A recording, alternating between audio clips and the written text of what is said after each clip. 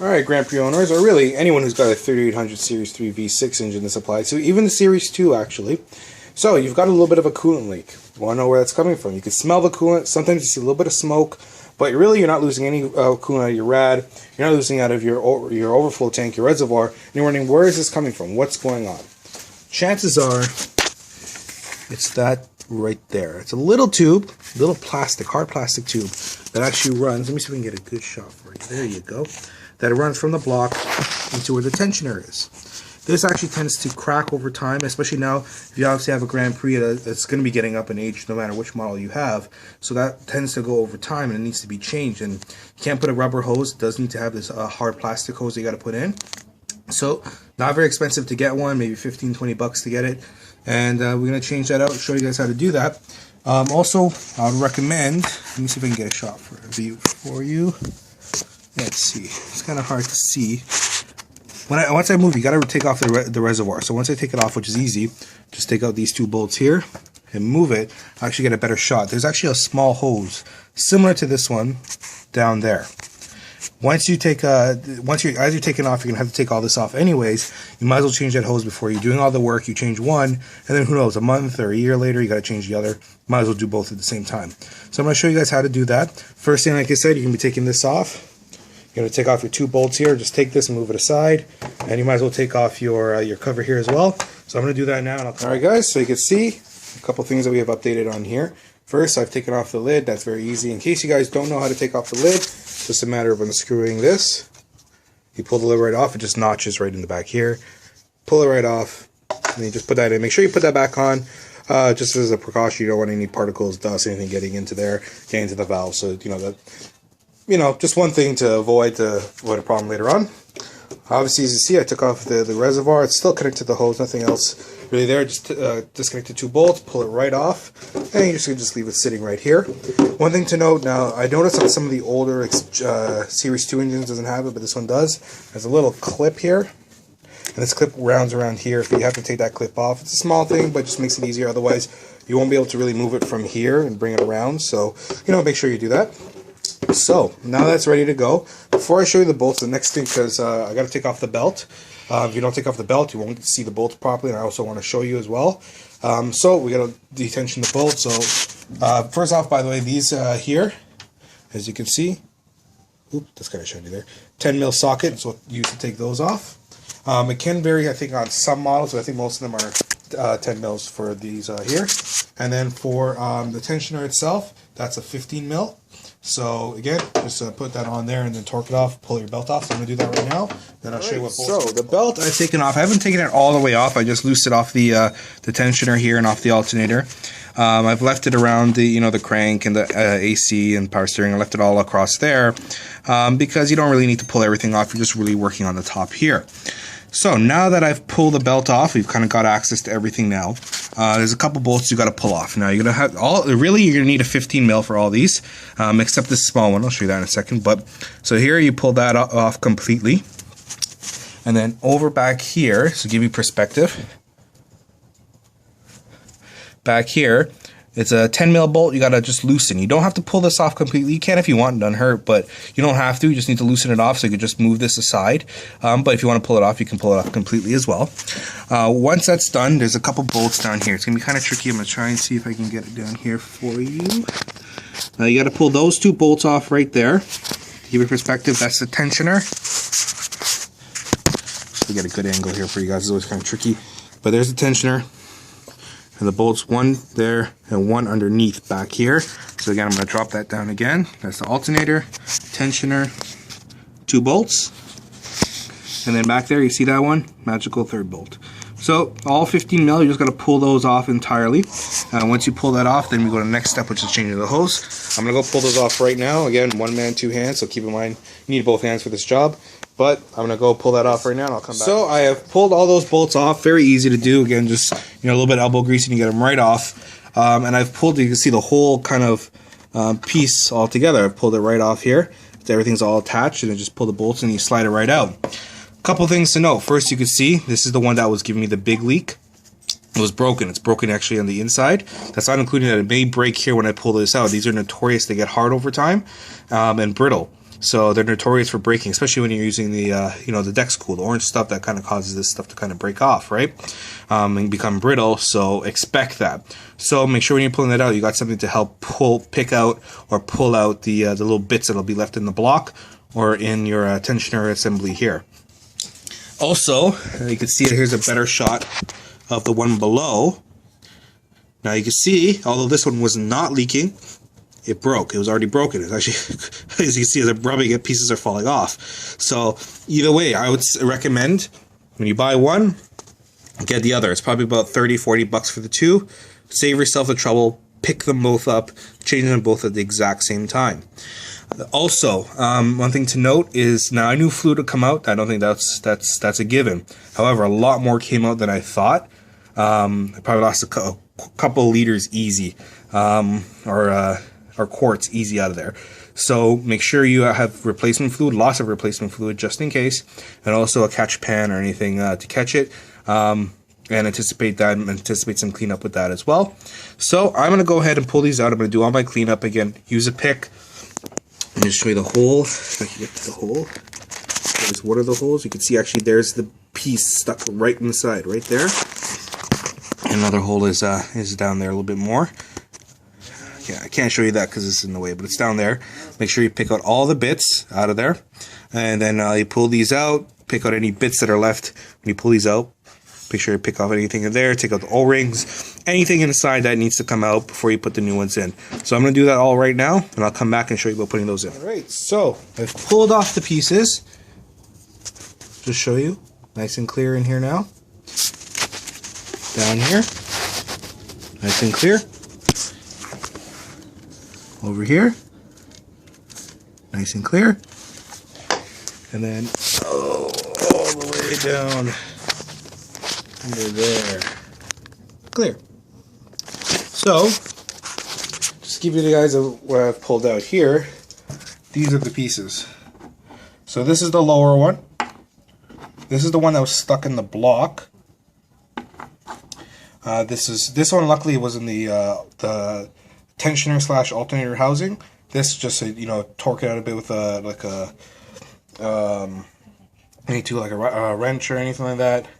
Just anything, your channel locks, anything you grab, just pull it out. Just twist as you pull. Slowly it came out. You can see it's broken though, broken pretty badly, broken side. This side was in the alternator / tensioner block. This was in the engine block itself. This, as you saw when I showed you the video, this was already broken. As soon as I pulled this one out, didn't even take much, just popped right out. It's broken too. As you can see there, I had to pull this out of that tensioner block. There's the O-ring and the bit. And then I had to pull this one out here. So in case you're wondering what I did to actually pull it out, because they get pretty stuck in there, unless you have a pick or a hook or any type of tool like that, I took a coat hanger, I fabricated it, I just stretched out the loop part of it, and then I bent using the same, same tool. And then I bent the top of it to form my own little hook. And then I used that to pull it out. Got all the little bits out and everything like that. Make sure it's clear. I can't stress that enough. Make sure it's clear. Everything's out of there. So now we're going to put the new ones in. When you put the new ones in, you're going to want to lubricate them a little bit to get them in there. You don't want them getting caught or even those breaking inside. So, you may want to actually clean up a little bit within the holes. Just a little bit, not too much. I think the coolant will actually kind of help it slide in a little bit easier. Put a little bit of lube, WD-40 or something like that, something that'll dry out. You don't want any type of contamination, so you put anything that'll help dry out or anything, WD-40 and that, just anything to lube, and you put it in. So I'm going to go and grab those now. We'll do that. New ones are in, as you can see, looking pretty good. Just sprayed some regular lube on there. Put them in nice and slow. Just, when you put them in, you just slightly twist as you go, just so it doesn't get caught or anything like that. Of course, you want the O-rings to go in nicely. Again, I can't stress enough, make sure you use something that's that dries, like a drying agent like WD-40 or anything like that. It certainly helps. Once you put it, make sure you try and line up as best as possible. And then at this point, it's all really in just reverse. You just go ahead, line those up, make sure those you can line up to the holes, and you kind of just push everything back on. Again, you may want to put a little bit of lubricant around here. Same thing with the bottom. Slide it in, and then you just put the bolts in. So I'm going to do that right now, And let's see how that goes. I'll let you know if there's any trouble. So far, this has been actually a fairly easy thing. Knock on wood. But let's see what happens here. So, as you can see, nice and sturdy, bolted right on. But there is something to note. This is actually a little bit more trickier to kind of put these bolts on. I'll tell you why. So, for this fitting down here, there you go, that one, when you push it into the hole here, into this tensioner block, and in the engine block, it goes in and that's it. There's no play. It just goes in, and when it fits in, it's fit, right? Same with it on when you're pushing it into the block. It goes in and it fits. Down here, though, there you go, right over there. You'll notice that when you push this into the block here, it goes in. That's it, it fits. But here, there's a lot of play. It's pretty much this whole sleeve right here, if you look. And you may wonder, okay, why is it allowed to go all the way in? So, of course, I pushed it. When I push it as far in as I can, put everything in, and then went to bolt this in. When I went to bolt this in, the bolts weren't lining up, the holes weren't lining up at all. The reason for it is this gives, I think this is meant to give a little bit of place so you can actually put the bolts in properly. So that being said, a couple quick tips. When you're putting this in, you're going to want to have to see, you're going to have to lift and slide it up, which is kind of awkward because as it sits naturally, even if you try and leave some room here, as soon as you put it in, the weight's going to push it right down. It's going to slide all the way in. But the bolts, remember, the one that's under here, and then the two that are over here will not line up. So you're going to have to lift this up slightly, and by slightly, actually I shouldn't say slightly, you have to lift it a fair bit. Not too much, you don't want to break your new hoses, but you're going to have to lift it a fair bit. I also found it was easiest to try and trail with this bolt here first before you do these two, because you can't really see these two here. You can't see the block, whereas if you're clever and you have a light, you actually see right back there. You see the bolts under there, and it runs back. So we get to it to you guys. There. So you can actually kind of use a light, look back there, and actually trail it in looking through there. Once you kind of get that in, again, be careful to cross-thread. Remember, you are putting this into cast, so you don't want to cross-thread anything. Once you put that one bolt in, tighten a little. Don't go tight. Maybe just, turn it so it's just got, threaded in a bit. Then you do this bolt and the other bolt. Those should kind of feed in a lot easier. And then once it's done, you tighten everything up. And then don't forget to do that one up here, which, again, these are all 15 mils. And back here, you're 10. And that's it. Once you're done now, belt tensioner. Now, I should have mentioned this at the beginning, and I apologize for not doing that. I'll mention it now. As you're doing this tensioner, there is, a fair bit of tension to it. Using your regular ratchet may not do the job. But putting a bar at the end, if you have a short ratchet, it'll give you additional torque and leverage. That'll also help when you're, trying to loosen it or put the belt on. And don't forget, make sure you note your belt position. Again, if you don't note your belt position, you may not remember how to put it back together.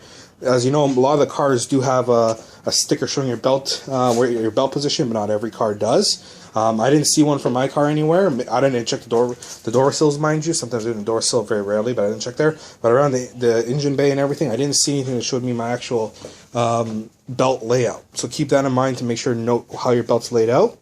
So now that everything's bolted back in, the last couple steps here is put your belt back on, fill up your coolant, obviously put this back, fill up your coolant, put your cover back on, and then start it up, run it through, make sure the coolant flows through, top up, all that sort of stuff. So I'm going to go do that now. I'm going to come back in just a minute just to see how everything looks and let you know if there's any problems that came up or anything to note. But it looks like everything's moving forward from here. All right, guys, just thought I'd show it to you quickly. This does help quite a bit. So what you want to do is, after you've made, obviously, as you know, you've made your notes, you noted where the belt goes. Easiest way to do for this car anyways is make sure everything's around. So alternator, down there, power steering, so there's the crank, there's another pulley, AC, down at the bottom down there. Everything's lined up.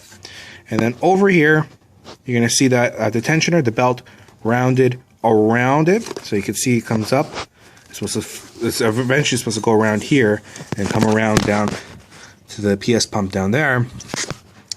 And everything's just lined up. So really what you're doing now is you're going to put torque onto this. I'm going to use that bar right there. That's my favorite bar. I'm telling you, that thing saved me a ton of times. Put it on here and you just push down. As you push down and the tensioner releases, you should be able to just take this belt, slide it right over, and release. Obviously, just make sure everything's lined up, make sure everything's put in correctly, but that should be the easiest way to do it. Alright guys, thought I'd show you that quickly. Alright, we're going to go and do some final testing. Alright guys, that's it. Everything is done. I've actually seen everything's closed up. Once I started everything up, fill the coolant, you know the usual stuff, run the car out, let the the coolant flow through, top up your rad, top up your reservoir. Don't forget to check it over the next few days, maybe even a couple of weeks, just to be sure that as the fluid flows through, because quite a bit of fluid did come out of the block. So you want to make sure that as that fills back into the block, it's going to empty out some of the rad and some of the reservoir tank. So you want to make sure you keep topping that up over the next couple days or even week or so. Just make sure everything is good. But other than that, easy fix. Hey, so you know what? That was actually didn't go that bad. All in all, the whole process takes about an hour, maybe a little bit less if you're really quick with a ratchet. But that's it. Everything's done, ready to go. Alright guys, if you have any other videos you want to see, let me know. I'll see if I can do anything on the Grand Prix. Anything else, just let me know. Brakes or anything like that. Aside from that though, this is Nexus. Take care.